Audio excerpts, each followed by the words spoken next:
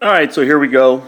Now, like always, the vocabulary of any unit is extremely important because until you understand what these words mean, it's hard to do any of the other problems that we're going to be doing later on. So, step one, let's learn the vocabulary. So, the first term is something called heredity. Heredity. Heredity is the passing of physical, mental, or behavioral traits from one generation to another. Now, for example, you can see this basket full of puppies right here. Well, why do they all look similar? Why do they have that same like yellow cream color? Well, look at their parents. Remember, these puppies, they're all going to give half their DNA from their dad, and they're going to get the other half of their DNA from their mom. So, those two dogs passed on their genetic traits to their little puppies, and that's why they all look similar. Now, the study of heredity is this unit we're doing right now. It's called genetics. So, the study of how traits are passed on from parents to their offspring, that's called genetics. Here you can see this dog, that's the parent, and there's its little puppy. Now, obviously, they share a lot of the same traits, a lot of the same physical traits. They look the same. You can see they have brown and white faces, but it's also not just the physical traits. You can see that these two dogs actually sleep the same. So they both sleep kind of in a stiff position, and that's also something that could have been passed down, from parent to the offspring. And the last term on this page, any distinguishing quality or characteristic, for example, like hair or eye color, those would all be considered traits. So for these dogs, their traits, they have black nose, they have kind of brown ears, most of them. They have very light color fur. Those are all their traits that they got from their parents. And moving on to some more vocabulary. A segment of DNA which codes for a particular trait. So a segment of DNA which codes for a particular trait, we call that a gene. A gene is a segment of DNA which codes for a particular trait. So you can see over here, here's homologous chromosomes, one from mom, one from dad. They contain the same genes. So right here, this segment of the DNA, this chromosome, has the gene for making eye color. And it'll be the same thing with this chromosome over here. But just because you have the same genes does not mean that you have the next term called alleles.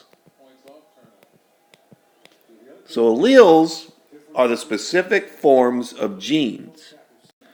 So you can see over there on those two chromosomes, this chromosome that they maybe got from dad has the allele to have blue eyes.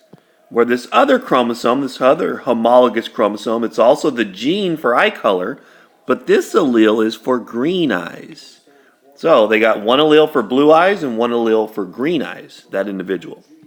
And you can see some other genes, some other alleles. So here's the gene for making earwax, and they got both the same allele, so they will make earwax.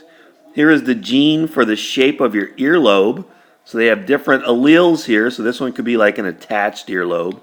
And this one could be maybe a free-floating earlobe. You'll see that later on. The next term is dominant. So when it comes to alleles, some are stronger. Some are the stronger form of these genes or alleles. So that'd be like this guy right here. And we always say that a gene is dominant. We show it by putting a capital letter. So this guy right here has got a capital letter. He's the dominant form of the gene or allele. The weaker form of the allele is called the recessive form, and we show that with a lowercase letter. So this would be an example of the recessive allele with the lowercase letter. So remember, we get two of each chromosome. We get two of each allele, one from mom, one from dad.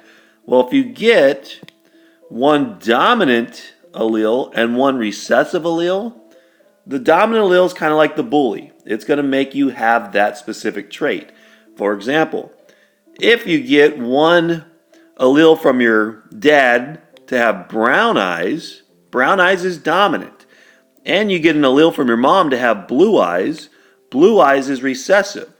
So if you have one brown-eyed allele and one blue-eyed allele, your eye colors are going to be brown.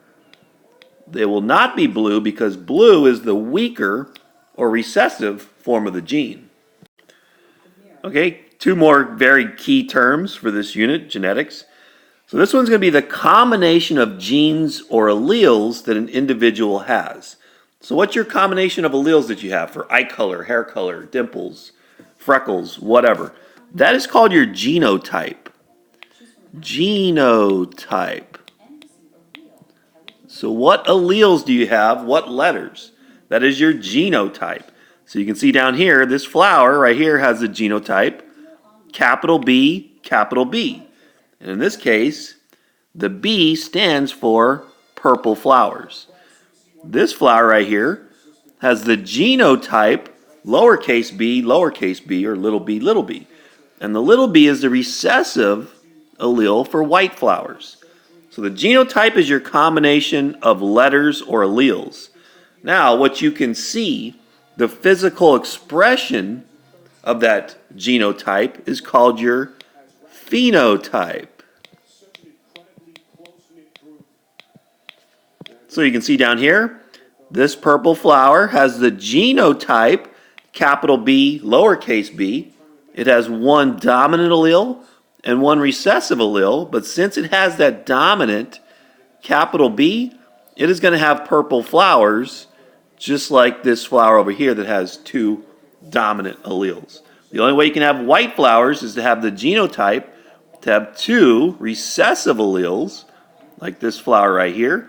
And if you have two recessive, two little b's, then you'll have the white flower phenotype. All right, two more key terms, or a couple more key terms here. So this is how you're describing an organism's genotype. Its genotype, or its combination of alleles. Well, one term you can use is called homozygous. Homozygous. Now the prefix homo means same. So all of these things, homozygous, true breeding, and pure breeding, all that means is it says that you have two of the same alleles. So you can have big R, capital, capital, two dominant alleles. That would be homozygous, true breeding, or pure breeding because they're both big. They can also be both lowercase or little letters, recessive. Since they're both the same, they're both little, that would be considered homozygous, true breeding, or pure breeding. So all that means is both of your alleles are the same. Now, obviously, heterozygous or hybrid, that's not going to mean same. That's going to mean you have two different alleles that makes up your genotype. So you would not be big R, or little r. You would be big R or capital R, lowercase r. So that would be heterozygous or hybrid. You have one dominant allele and you have one recessive allele. So you look here down with these sheep, and you can see that having white wool is the recessive phenotype. So the only way you can have white wool is you got to have two little b alleles, two recessive alleles, or homozygous recessive. Now to have black wool, like this sheep over here, you can have two different genotypes. Both of these genotypes right here will give you black wool. You can have two big B's, homozygous dominant, or you could be heterozygous, big B, little b. Both of those will give you the black wool. All right, quickly, so one name you're going to need to know here in genetics, basically the only name you're going to need to know, is a guy that's considered the father of modern genetics, and that guy's name is Gregor Mendel. He was an Austrian monk who studied heredity back in the 1860s, so basically during our Civil War, Mendel was studying heredity using mostly pea plants. So he did not have Google, he did not have computers, but he did have pea plants, and he would cross different plants to see what the offspring would be like. So he'd cross different types of pea plants, and then he would look to see how the baby pea plants would turn out. All right, now we'll go over Mendel's 4 basic principles, which you'll need to know. The first one's pretty obvious. It's called principle of unit characteristics. And basically that means that all of your traits, the physical, behavioral traits that make you who you are, skin color, hair color, eye color, whatever, these are passed down from parents to their offspring. And they're passed down through units called genes or alleles. And remember, offspring get one allele from each parent. So you get one allele from mom and you get one allele from your dad. So that's what principle of unit characteristics. Genes are passed down from parents to their offspring, and that's what gives you all of your traits. And Mendel's second principle that he observed by studying pea plants and other plants, he learned that certain alleles are dominant and other alleles are recessive. So it's kind of like this picture over here again. Dominant alleles will mask or hide recessive alleles. Because the dominant alleles, if you have one dominant allele and one recessive allele, you're going to show that dominant trait.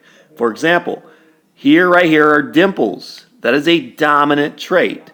So this guy, in order to have dimples, he could have two dimple alleles, big D, or he could also have the genotype. He could get one dimple allele, like say from his mom, and then he could get a no dimple allele from his dad. But since he has that dominant allele, he will have dimples. Same thing with this. This is what's called an unattached earlobe. How it's kind of hanging off the side of the face, where this is an attached earlobe, where the earlobe is directly attached to the side of that person's face. Well, unattached earlobes are dominant. So that would be like a big A for unattached. So that person could have big A will have earlobes that look like this, or they could be big A, little a. Either way, you're going to have unattached earlobes. The only way you have earlobes like this girl over here that are attached, you got to be little a, little a. You got to have two weak recessive alleles in order to have those attached earlobes. And same thing with this cat over here. So that fur pattern is a recessive pattern on that tabby cat. So that would have to be little t, little t. You'd have to have two little weaker alleles, recessive alleles, in order to have fur that looks like that. And Mendel's third principle is his principle of segregation, which basically means separation. So remember, in your genotype, you have two of each allele. So this one right here is homozygous dominant. It's got two capital P's. But when you make your gametes, when you make your sex cells like the sperm and egg, you do not give both of your alleles to your offspring or to your kids. You're going to give one or the other. So during meiosis, your alleles segregate or separate from each other into separate gametes, separate sex cells. So for example, here's big P, little p, heterozygous. So you're not going to give both alleles into your gametes, into your sex cells, the sperm and egg. You're going to give either the big P will go in half of your gametes, and the recessive little p allele will go into the other half. So that's Mendel's principle of segregation or separation, which means you don't give both alleles to your gametes, you don't give both alleles to your offspring. You just give one or the other. And basically the same thing as the previous slide, but remember, in meiosis, so this individual started out with two chromosomes, one blue, one red, but at the end of meiosis, the gametes either got the blue one or they got the red one. They did not get both. And remember, you can see here you had some crossing over on these two right here. So the blue guy got a little bit of red DNA from mom, and the red chromosome from mom got a little bit of blue DNA from dad. But the main thing is your chromosomes will separate or segregate into different gametes during meiosis. And Mendel's fourth and last principle is something he called independent assortment. Now, what this means is not only do your chromosomes segregate or separate from each other during meiosis, but they also separate independently or randomly. So if you remember in metaphase 1, when the homologous chromosomes line up in the middle, well, in this case, you had 2 blue chromosomes on the left and 2 red on the right. And then, so when they made their gametes, these got all blue chromosomes and these got all red. But it doesn't have to work out like that. It's totally random. So on this one, you have a blue and a red on the left and a red and a blue on the right.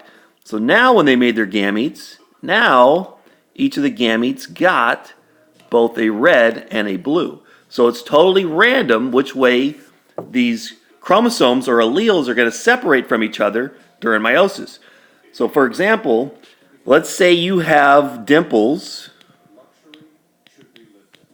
and you also have blonde hair. All right, so let's say you have a kid.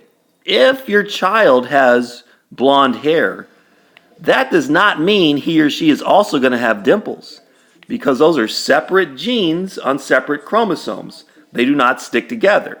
So it's totally random if your kid's going to have dimples or blonde hair, because they're separate genes on different chromosomes. They don't stick together. It's independent assortment. It's totally random which of your traits your kids are going to get.